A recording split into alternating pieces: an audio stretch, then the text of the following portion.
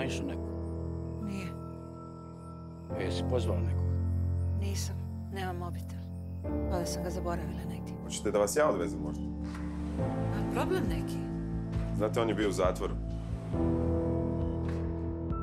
Ja sam nazvao policiju. I to te jebe. Rekla je da će se vratiti, a nije se vratila. Bratislavija. Da. Postaće otac za 6 mjeseci.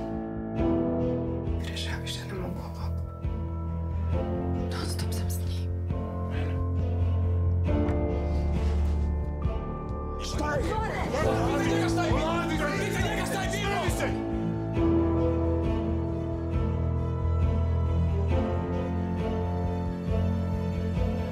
Ne trebaš se bojati. To je bilo davno. Je sve u redu? Je, sve u redu.